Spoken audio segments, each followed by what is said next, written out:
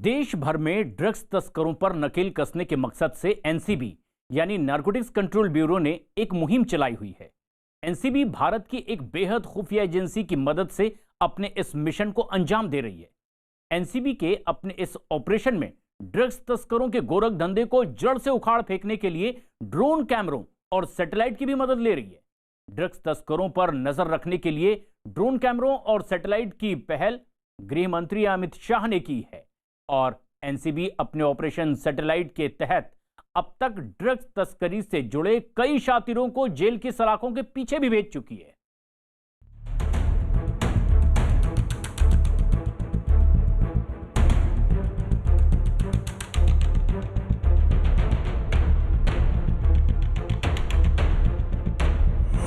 Narco terror पर नकेल, radar पर ड्रग्स तस्कर,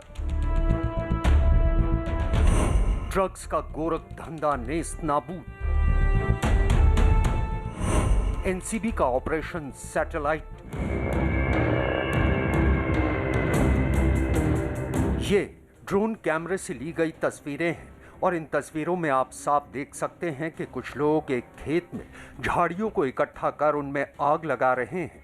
अब आप ये सोच रहे होंगे कि आखिर ये लोग कौन हैं और किस मकसद से खेत में लगी फसल को उखाड़कर उसे आग के हवाले कर रहे हैं। तो चलिए हम आपको बता देते हैं कि खेत में आग लगाने वाले ये लोग भारतीय सुरक्षा एजेंसियों के अधिकारी हैं और इस वक्त ये अवैध अफीम की खेती को जलाकर खत्म कर रहे हैं।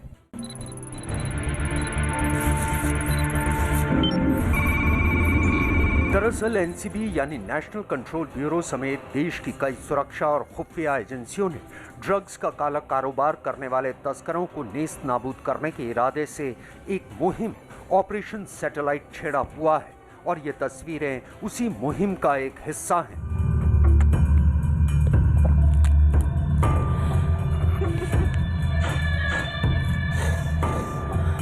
ड्रग्स तस्करों और नार्को टेरर का कारोबार करने वालों की धरपकड़ के लिए एनसीबी और भारतीय सुरक्षा एजेंसियां सैटेलाइट और ड्रोन कैमरे की मदद भी ले रही हैं।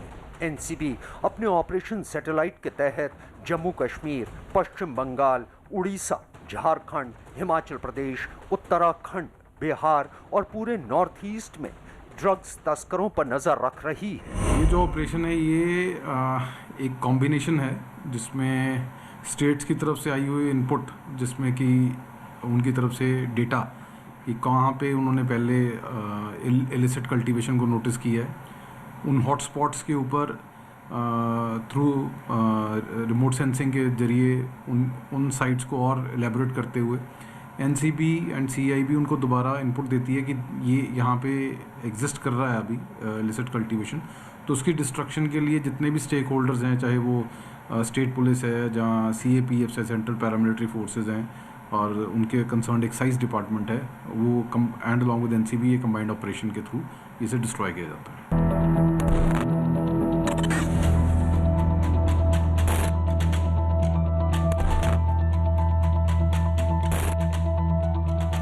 सैटेलाइट और ड्रोन कैमरे से ड्रग्स तस्करों पर नजर रखने की पहल खुद गृह मंत्री अमित शाह ने की। एनसीबी के मुताबिक सैटेलाइट और ड्रोन के जरिए उसके समेत BSF, CRPF, SSB, ITBP और दूसरी पैरामिलिट्री फोर्स को अफीम की अवैध खेती की रोकथाम में मदद मिल रही है। MHA का बहुत ज़्यादा इम्पोर्टेंट फोकस है इलिसिट कल्टीवेशन ऑफ गांजा और ओपीएम पे, बिकॉज अगर हम ड्रग ट्रैफिकिंग को समझे तो ड्रग ट्रैफिकिंग का सबसे पहला जो स्टेप है वो है इलिसिट कल्टीवेशन। अगर उसी को वहीं पे ख़त्म कर दिया जाए तो आप आधी प्रॉब्लम का सलूशन वही है।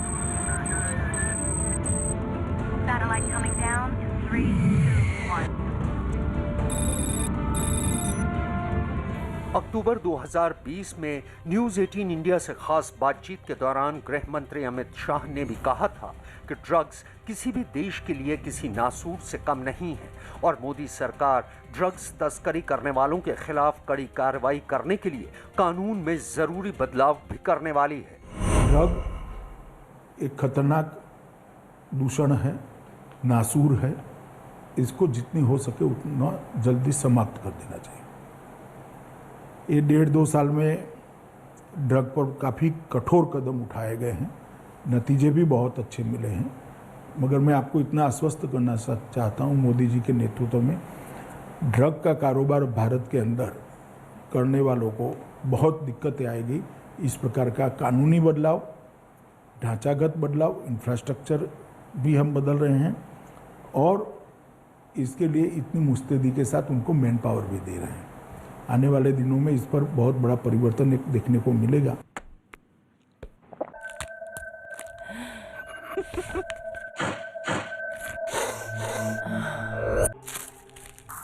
देश में गांजे की खेती करना गैर कानूनी है, जबकि अफीम की खेती सरकार के दिशा निर्देशों के तहत सिर्फ मध्य प्रदेश, उत्तर प्रदेश और राजस्थान में लाइसेंस मिलने के बाद ही की जा सकती है। वो भी इसलिए क्योंकि अफीम से कई तरह की दवाइयां बनाई जाती हैं। इसके अलावा देश के किसी भी राज्य में अफीम की खेती करना कानूनन जुर्म है। एनसीबी का ऑपरेशन सैटेलाइट देश भर में कामयाब हो रहा है।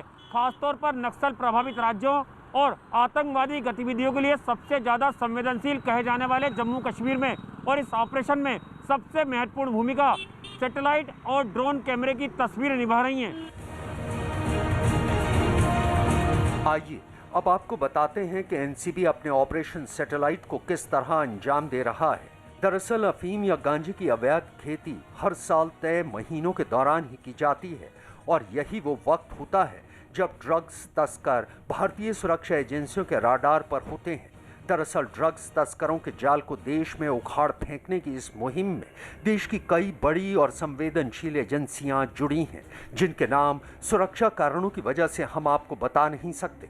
लेकिन हाँ, इतना ज़रूर बता सकते हैं कि ये एजेंसियां अपने दफ्तर ड्रग्स तस्करों पर 24 घंटे सैटेलाइट मॉनिटरिंग के जरिए नज़र रखती हैं। इस दौरान ये एजेंसियां सैटेलाइट के जरिए देश के अलग अलग इलाकों में अफीम या गांजे की हो रही अवैध खेती की तस्वीरें हासिल करती हैं। इन तस्वीरों को एक हाईटेक कंट्रोल रूम में बाकायदा अच्छे से स्टडी किया जाता है। इसके बाद हाथ में पुख्ता जानकारी मिलने के बाद एजेंसी एनसीबी के साथ ये जानकारी साझा करती है। एनसीबी जानकारी मिलने के बाद उस इलाके की स्थानीय पुलिस से संपर्क कर वहां एक्शन लेने का निर्देश देती है। देखिए, कैनबिस के लिए, इलिसिट कैनबिस की प्रोडक्शन के लिए जो जियो क्लाइमेटिक कंडीशंस है वो हिल ट्रैक्स हैं। उसमें स्टेट्स जो हमारे टारगेट स्टेट्स रहते हैं, जो जिनके साथ हम कोऑर्डिनेशन के साथ ये पूरी डिस्ट्रक्शन एक्टिविटी करते हैं, उसमें Andhra, Orissa, along with that hill tracts Himachal, then Tripura, north east के other hill tracts, Jammu and Kashmir, इन सबको डेटा इनके साथ शेयर किया जाता है और कंबाइंड एक्सरसाइज करके उसकी डिस्ट्रक्शन को अंडरटेक किया जाता है।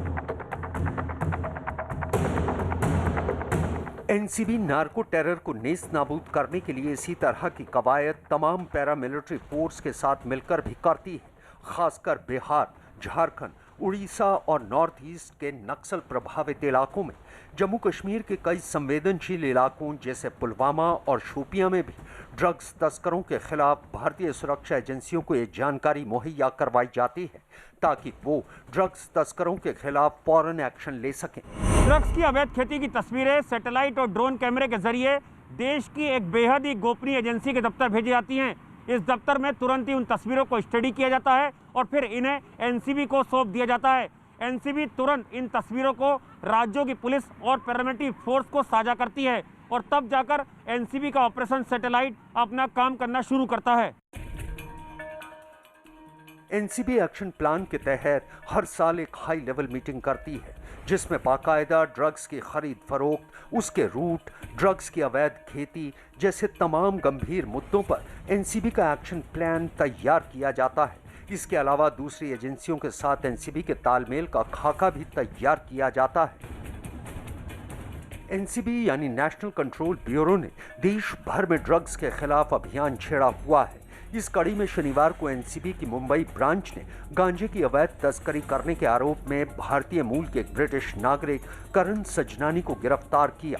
करण सजनानी से एनसीबी की टीम ने 200 किलो गांजा भी बरामद किया था। करण सजनानी के अलावा ड्रग्स तस्करी में उसकी मदद करने के आरोप में 2 महिलाओं राहिला और शाइस्ता को भी गिरफ्तार किया गया। एनसीबी के मुताबिक करण सजनानी मुंबई और दूसरे राज्यों के हाई क्लास लोगों को ये गांजा सप्लाई करता था और इसमें राहिला और शाइस्ता उसकी मदद करती थी। कोर्ट में पेशी के बाद करण और राहिला को 11 जनवरी तक एनसीबी की हिरासत में भेज दिया गया, जबकि शाइस्ता को अदालत से जमानत मिल गई। मुंबई में बैंड्रा और खार इलाके में आज मॉर्निंग से we have conducted searches.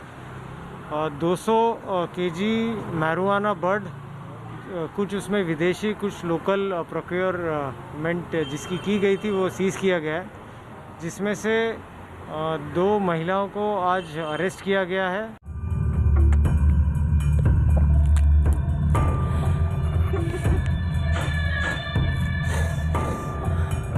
NCB के अधिकारियों को यकीन है कि उसने देश भर में ड्रग्स तस्करों के खिलाफ जो अभियान छेड़ा हुआ है, उसके तहत वो जल्द ही ड्रग्स तस्करों की नकेल कसने में कामयाब होगी और देश से ड्रग्स के नासूर को खत्म कर देगी।